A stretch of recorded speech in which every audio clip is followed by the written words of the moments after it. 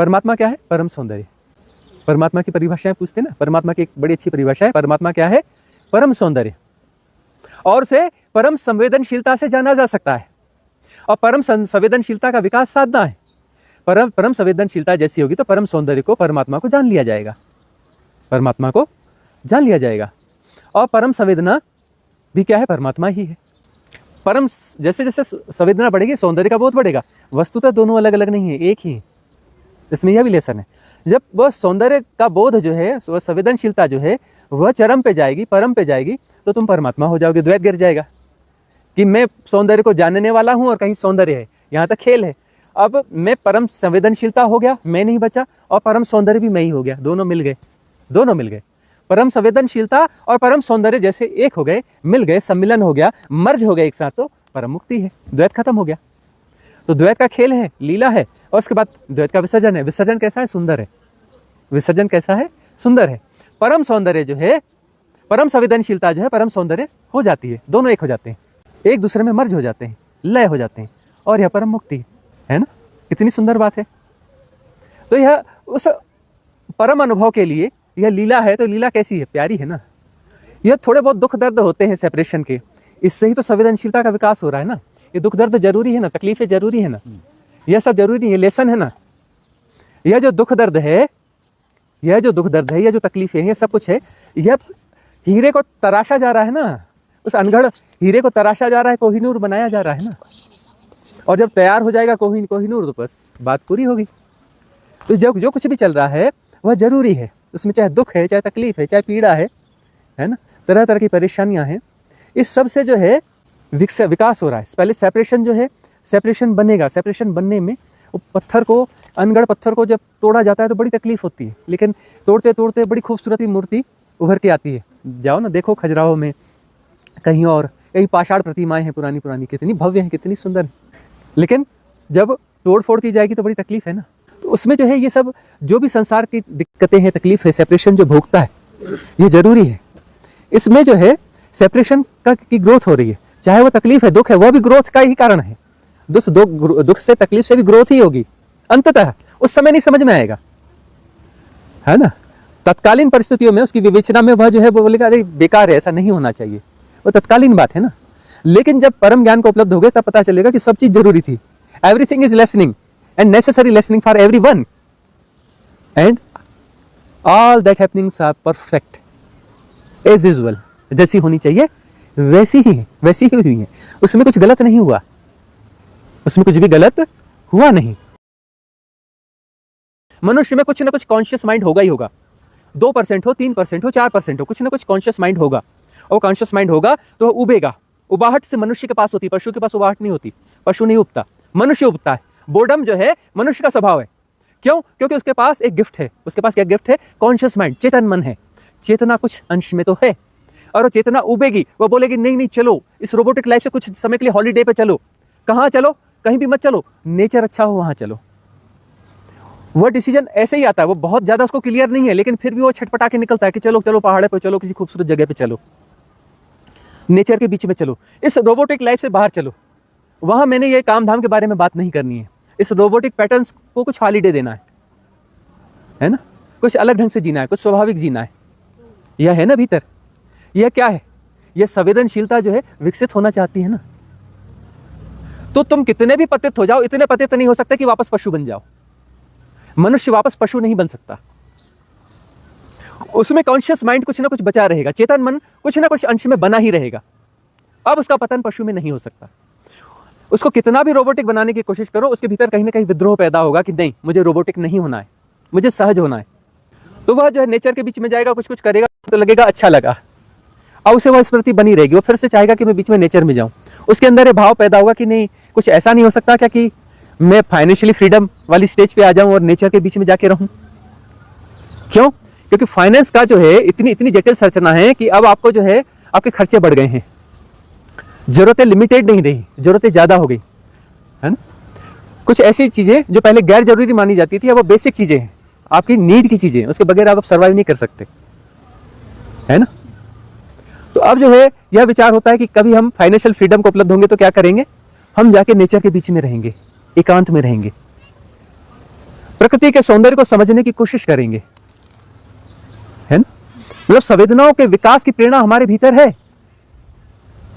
एक पत्थर भी परमात्मा होने की राह पर है। हर कुछ, चाहे तितली हो, पेड़ हो, मिट्टी हो, कुछ भी हो, धातु, सब परमात्मा होने की राह पर है। मतलब उसमें चेतना का तल लगातार ग्रो हो रहा है, ठीक है ना?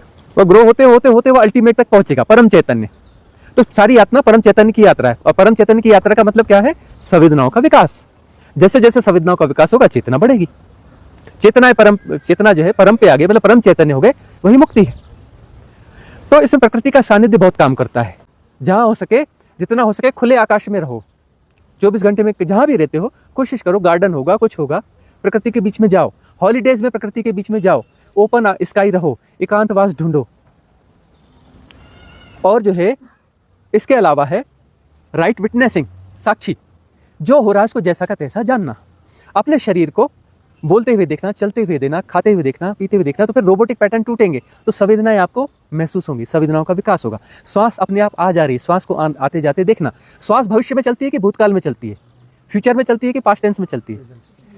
हियर एंड नाउ, अभी और यहीं, प्रेजेंट में भी नहीं चलती। प्रेजेंट टेंस क्या है? एक भ्रांति है। भूत और भविष्य को संभालने के लिए एक भ्रांति बीच में क्रिएट करनी पड़ी, उसका नाम प्रेजेंट टेंस है। प्रेजेंट नहीं होता, हियर एंड नाउ। प्रेजेंट जो है, प्रेजेंट है तो भूत और भविष्य भी है।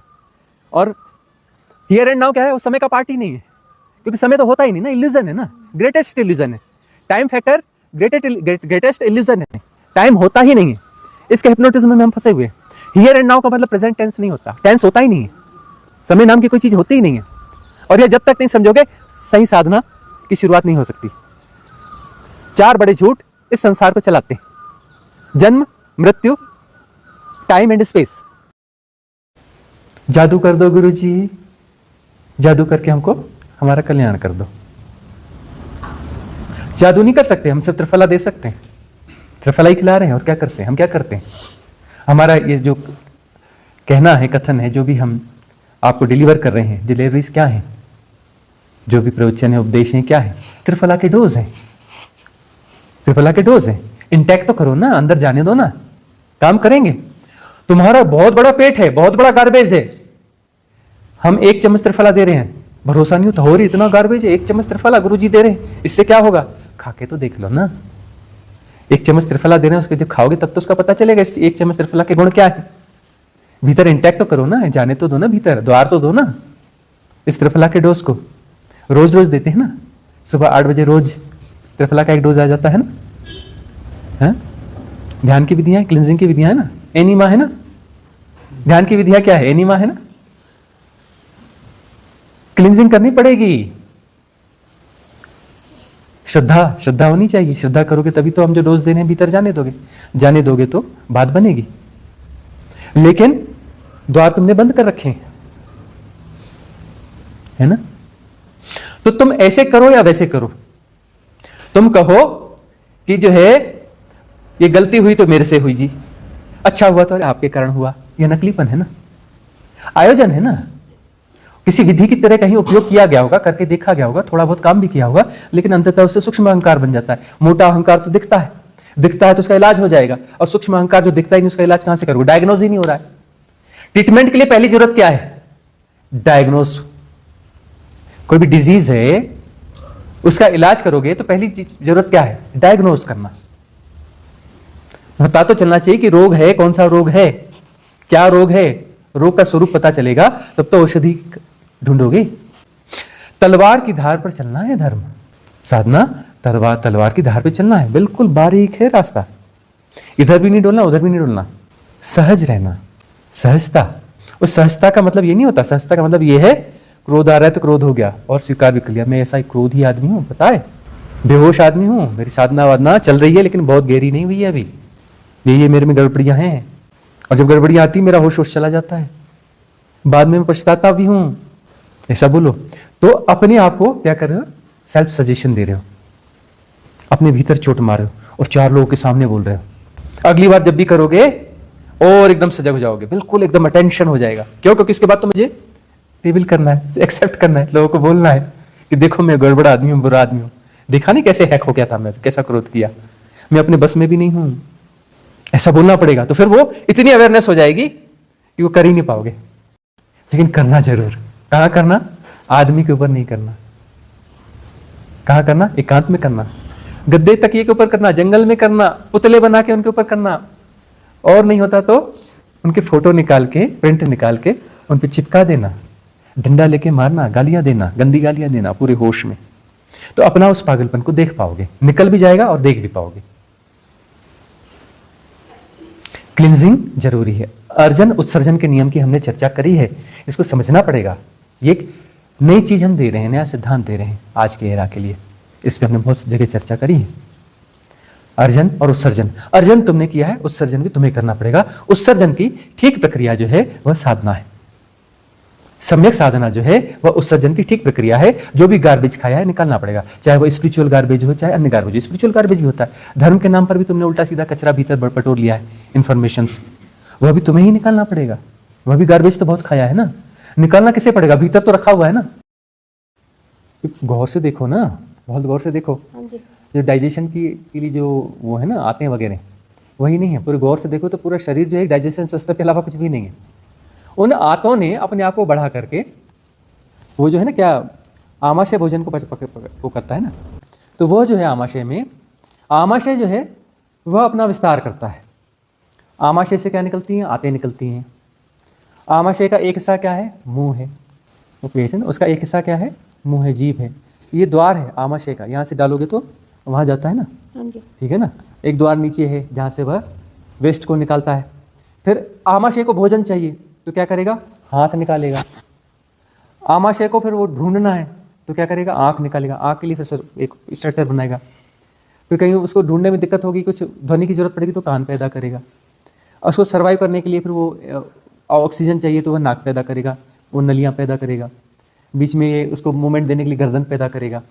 तो आमाशय ने अपना विकास किया है, चलने के लिए पैर बनाएगा, आमाशय का विकास है जी।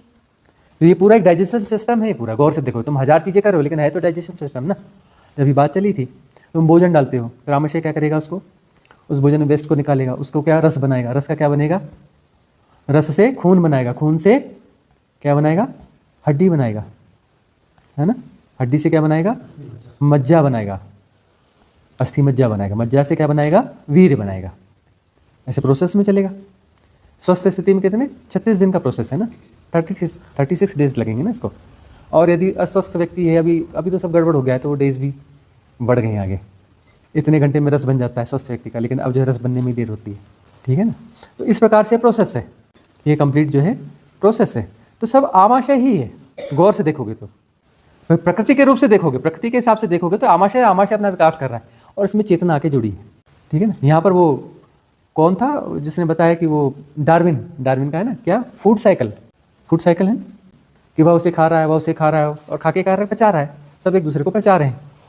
यह क्या है? खाओ पचाओ सिस्टम ही तो है यार, है क्या? गौर से देखो ना, सृष्टि गौर से देखो तो है क्या? खाओ पचाओ सिस्टम। ये धरती पहाड़ क्या है? अरे खाना है तो खाने को पैदा भी तो करना पड़ेगा ना। धरती उसको पैदा करने का काम कर रही है। अरे वो तुम जिसे खा रहे हो मिट्टी है, उसमें मिट्टी है।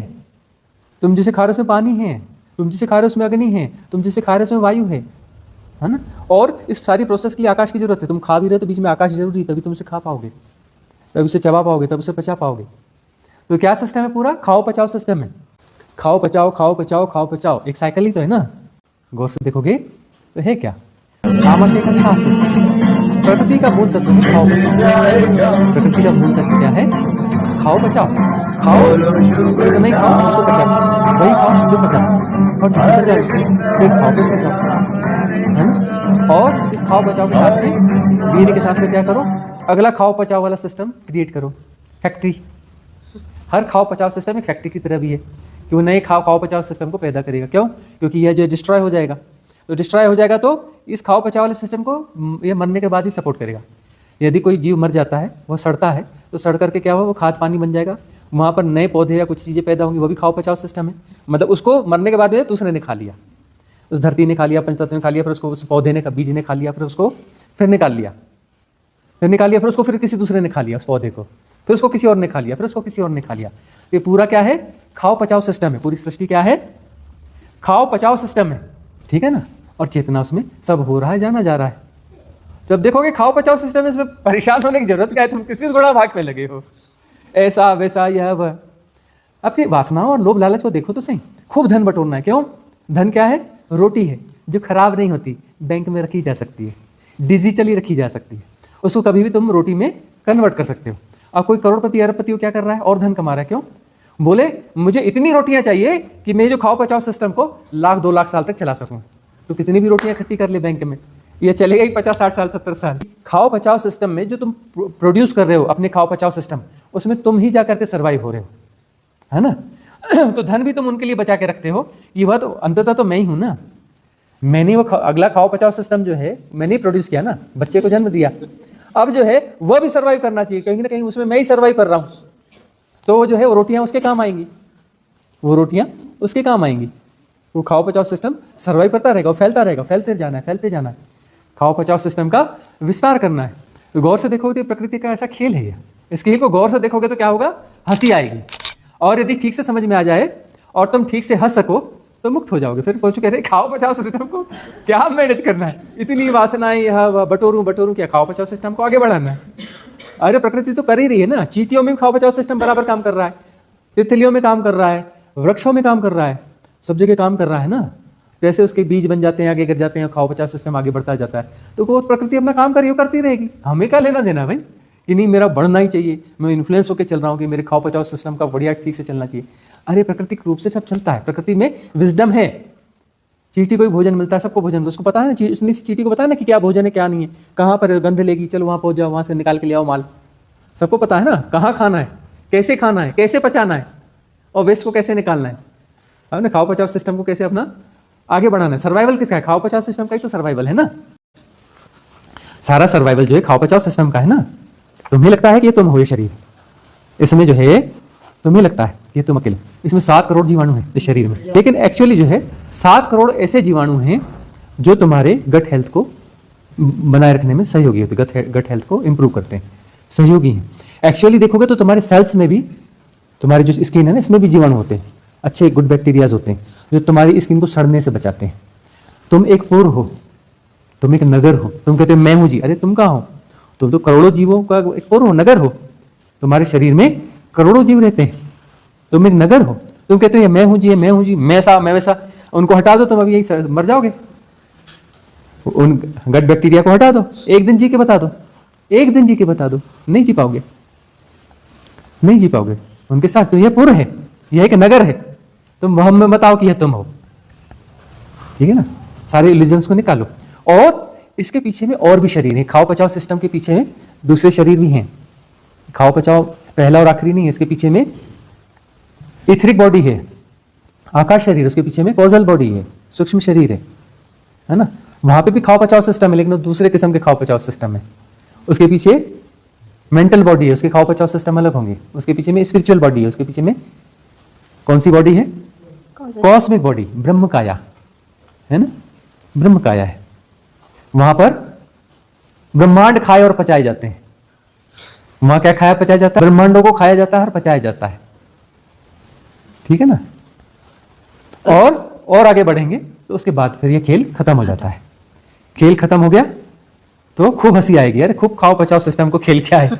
सबका मंगल हो, सबका कल्याण हो, सबका मंगल हो, सबका कल्याण।